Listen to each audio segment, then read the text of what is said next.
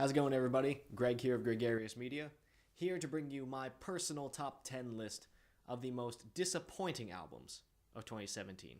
Now, when I say disappointing, these are albums that may not necessarily be the worst I've ever heard. I mean, Lil Yachty by far takes that cake. These are albums that I was looking forward to listening to, or at least had some level of interest in wanting to listen to. And I left either kind of a little underwhelmed or just greatly disappointed. But without further ado, let's get into the top 10 most disappointing albums, to me, of 2017.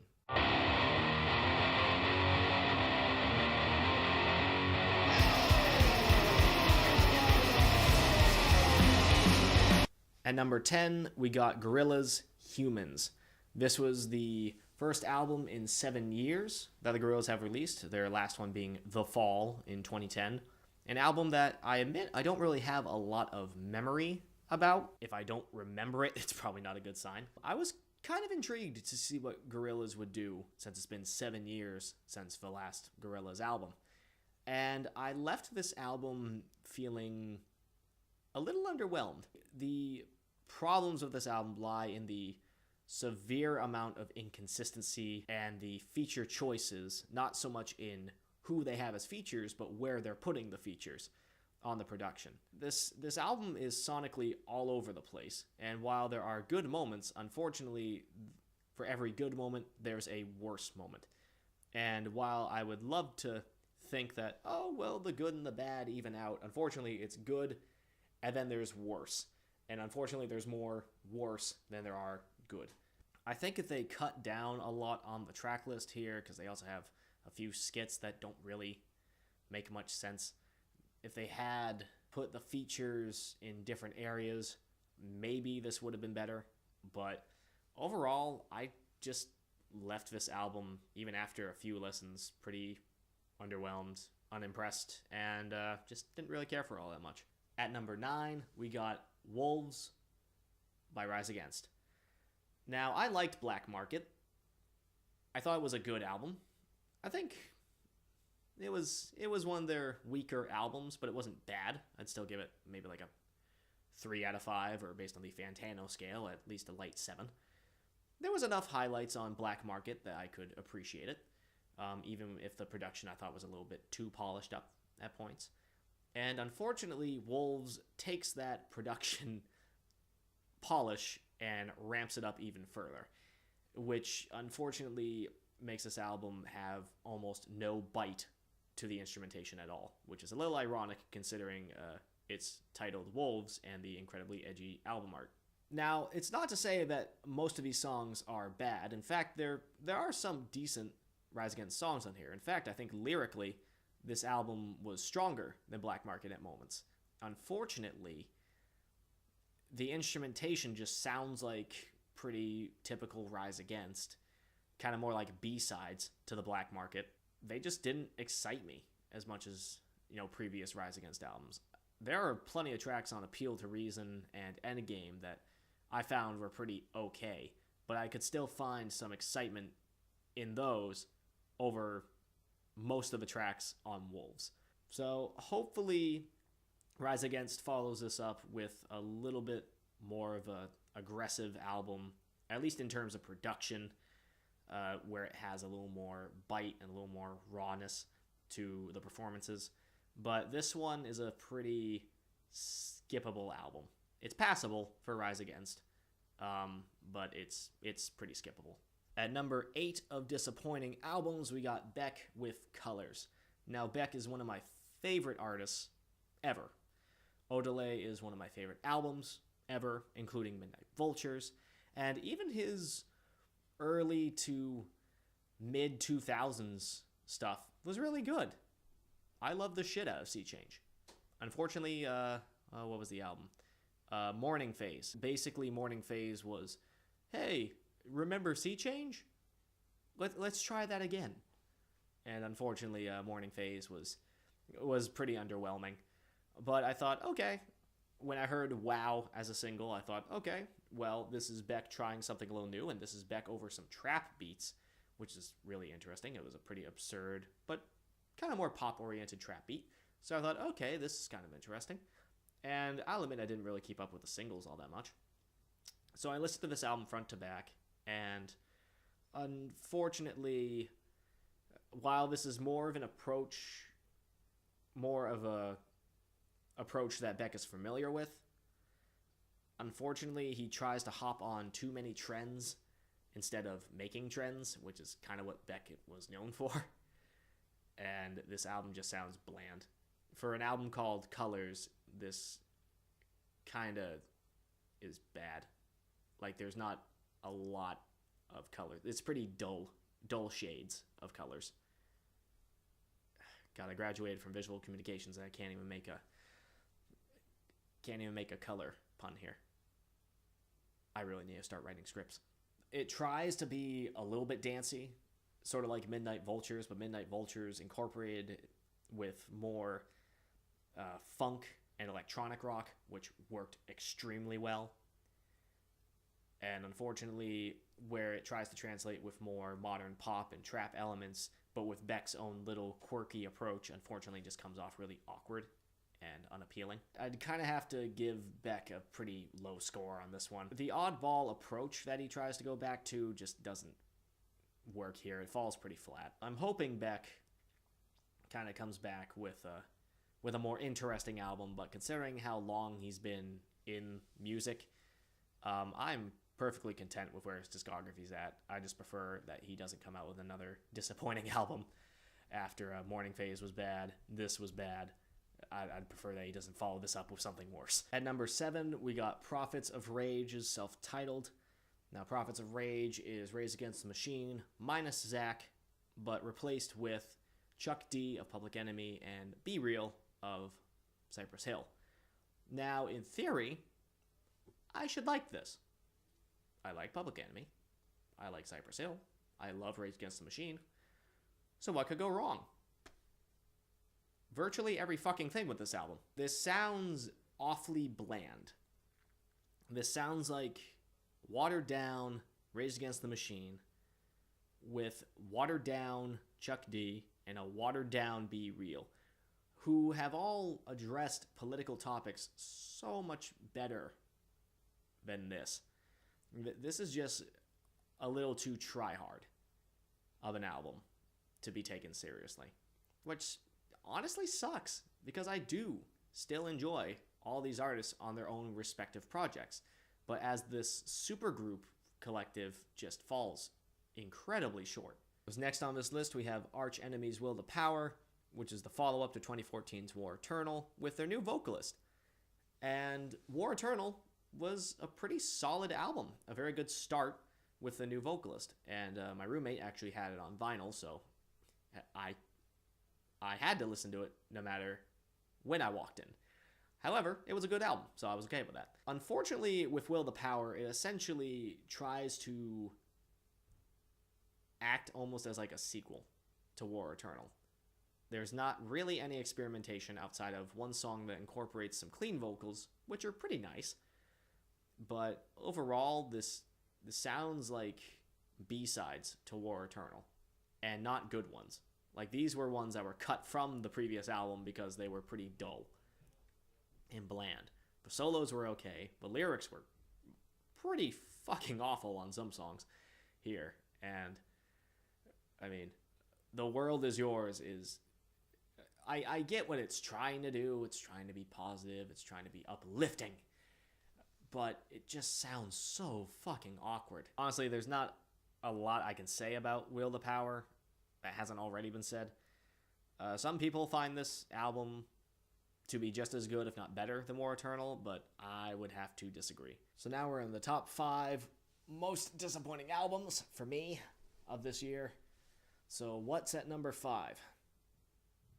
Lupe Fiasco's Drogas Light. As a follow-up to Tetsuo and Youth, I thought this was okay, or at least the first half was. The first half is Lupe kind of more over trap-styled beats, but he's flowing, he's rapping, and the features up until about track 7 were pretty good. It's when the second half of the album comes in and it just takes a severe nosedive. The weird experiments with like funk and pop kind of dancier tracks really felt off, especially considering the first half of the album was much more trap oriented.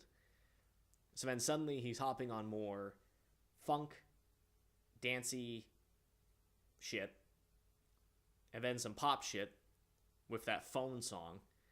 And I really just dropped off after that song, but I forced myself to listen to the ending tracks, and it didn't get much better. It just sounds bad. I understand Lupe wanted to experiment, and which is perfectly fine. You know, artists experimenting. Not something I'm against in theory. Unfortunately, in execution, this was just terrible. So, if these are not the songs that we're getting on Drogas, I hope that Drogas is much, much better than this. At number 4, we got Weezer with Pacific Daydream, the follow-up to Weezer's White album from last year, which was one of my favorite albums of the year, and one of my favorite Weezer albums, period. So then Pacific Daydream goes right back into their poppier shit that no one really asked for. I wouldn't say this is as bad as Ratitude, but it's pretty bad. This sounds like Rivers writing to be trendy and falling short on almost every song. And lyrically, it's like he's trying way too hard to be a millennial when he's not a millennial. It's basically the whole frickin' gif of the "How you doing, kids? I'm young too. Believe me." This album is unfortunately trash. At number 3, unfortunately, I gotta give the bronze of most disappointing albums to Dropkick Murphys' 11 Short Stories of Pain and Glory. It says 11 short stories, but the opening track is purely chanting. There's no story at all. The lone fisherman and chanting to a pretty standard Celtic rock sort of beat. As an opener, that's just boring. Like, really boring. I understand that Dropkick Murphys, on their previous album, Signed and Sealed in Blood, did kind of go a little more streamlined, slightly poppier direction, and kind of had that going with Going Out in Style as well. But at least it was still interesting. This album sounds like a tribute band to Dropkick Murphys, but fronted by the Dropkick Murphys. If that makes any sense. This sounds like a weaker version of Dropkick Murphys. It sounds way too watered down. And I get that they're old.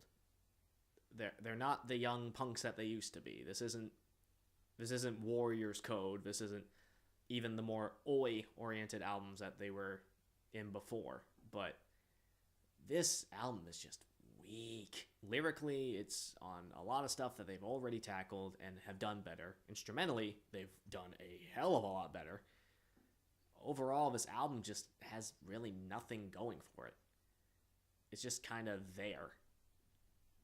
And it's pretty disappointing. The silver medal for the most disappointing albums of 2017 has to go to the new Eminem album, Revival. As if this comes to a shock to anyone, because this album has divided critics and fans. And for good reason, because holy shit. I really liked Marshall Mathers LP 2. I thought that it had a nice blend of older elements that we really enjoyed from M, but then also, while still having some of the more mature lyricism, some of the more mature introspective approach that came in from Recovery. Even the poppier moments on MMLP2, I think, were better than a fair amount was on Recovery. And the variety that MMLP2 had still flowed together pretty well for the most part. While, yeah, there were certainly a couple dud tracks on it, it was definitely a nice return to form. This album sounds like it was trying to do something like that and threw in a ton of different things, including some Rick Rubin beats that worked well on Marshall Mathers LP2 with Berserk and So Far. Unfortunately, they do not work on here. And M's lyricism is just way off on this. I don't understand where most of these terrible lines are coming from. Like, I understand Eminem has had corny songs before, but a lot of these have turned into, like, dad jokes and, like, really shitty puns. They're just bad. That's, like, the only way I can describe it. And not to mention, the mixing on some of these songs are atrocious. If I had to give some positive to this album, the first 5 songs are decent. They're not great, but they're decent. Walk on Water as an intro, I understand, but it's not, like, really energetic. Believe comes in, and I like how he sounds over this beat, and I think the third verse and the chorus sounds great. The choruses and the third verse, no problem. It's the first 2 verses, because he's doing that stop, stutter, flow, and really bad puns from here, time to time, and it gets annoying. Chloroseptic was okay. Another trap-oriented beat that I think the hook was fine. M sounded a bit more awkward on this song. Untouchable had the sample of Earache My Eye, a song that I really enjoy, and unfortunately kind of ruined it for that first half of the song. The first half of the song just sounds really clunky. The second half sounds a little bit better, and M sounds like he's actually going off. Because River I thought was actually decent. I thought Ed Sheeran's hook on there was pretty good, and the concept of the song's good. The X-Lax joke pun there was kind of ruins it, and it's in the first fucking verse. But then right after that, when you get into Remind Me, it just takes so much of a fucking nosedive. What was decent just slaps you in the face. The poppier beats that M decides to jump on just sound really off-putting. It sounds like bad versions of songs that would have came off Recovery. Even Like Home with Alicia Keys, he's trying to be more political. He's trying to do, like why he loves America so much, why he hates Donald Trump. And Alicia Keys sounds good on the hook, but it just sounds really weird to me. Like, I'm not a fan of pop Eminem, so that song wasn't going to really appeal to me once the beat kicked in. Even if M's vocals on there and his wordplay was pretty decent. Then after that, you have Bad Husband, which is bad. The one with Skylar Grey on it, which was bad.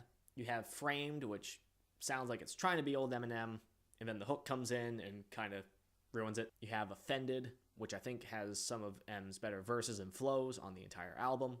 Unfortunately, the hook is significantly worse than it was on Framed, so there's that. Then another couple of Rick Rubin sounding ones where it just lazily samples rock songs, and M just delivers really shitty verse after verse. But then the closers, Castle and A Rose, are fucking fantastic. I would argue that Castle is one of M's best songs in a hell of a long time. And A Rose as kind of the second half, to the song, I think really added another part to the storyline. Unfortunately, it took so many shitty tracks to get to the really good ones, which are right at the goddamn end.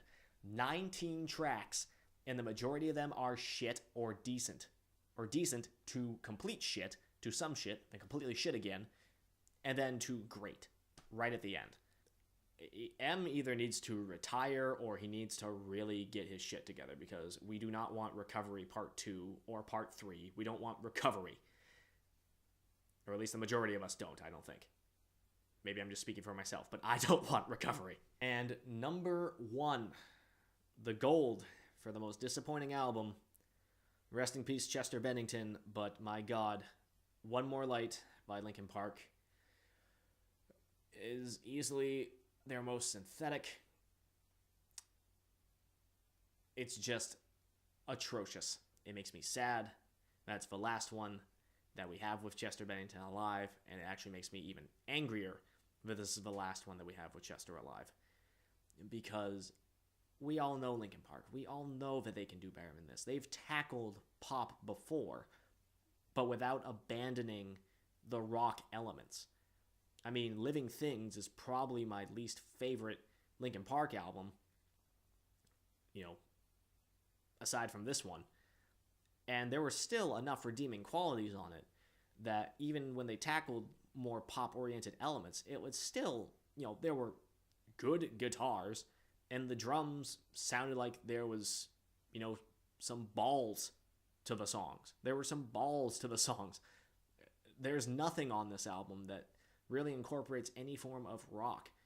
Chester's trying to croon sort of mellow-like, and it really doesn't work for a lot of them. While lyrically it's trying to approach slightly more personal subjects and trying to be slightly more of a human album, I guess, compared to previous releases, the way that they were trying to approach this, it just doesn't come off human.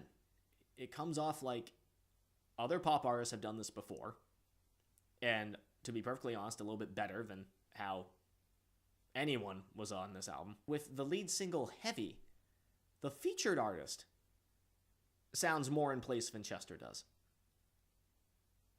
That's a problem. Good Goodbye sounds like a weird, like a different version of Lost in the Echo. Mike Shinoda's rap verse was decent, and it's, if I remember correctly, the only rap verse he does on the entire project. But it just sounds like some of these could have been decent Linkin Park songs if it sounded like the entire band was invested. This sounds like as if Linkin Park did the Maroon 5 Adam Levine flip thing, where there's Chester, occasionally Mike, and then a ton of shitty pop producers. I don't think there were many shitty pop producers on this album. I don't think there were any. But it doesn't matter, because this album was just unbearable to listen to from top to bottom. And what makes it more annoying to me was that The Hunting Party, which I would consider one of my favorite Linkin Park albums, was made specifically because Mike Shinoda said that rock music was not heavy enough. So then, to follow that album up, which was arguably their heaviest, you follow it up with the lightest album, and it is garbage. The only track that I can give any form of praise to, any form of good say to, would be the title track. And unfortunately, it has a little stronger meaning because of Chester's suicide. This was the most human moment on the album, where most of the electronics were very minimum. You had some very light guitar work. And that's where Chester really sounded at home. This is the type of style that I think they were going for. But when it came to trying to add a little more energy, they couldn't. Everything sounded so synthetic that it just doesn't sound like a human album. It doesn't sound like a Linkin Park album.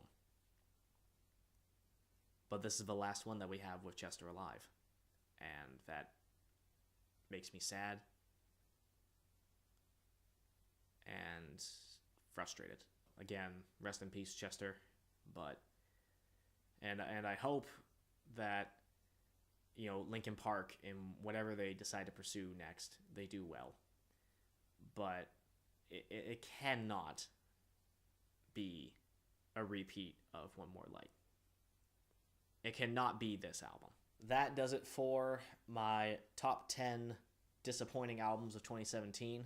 Were there any albums that you guys were excited for but end up being pretty underwhelmed by?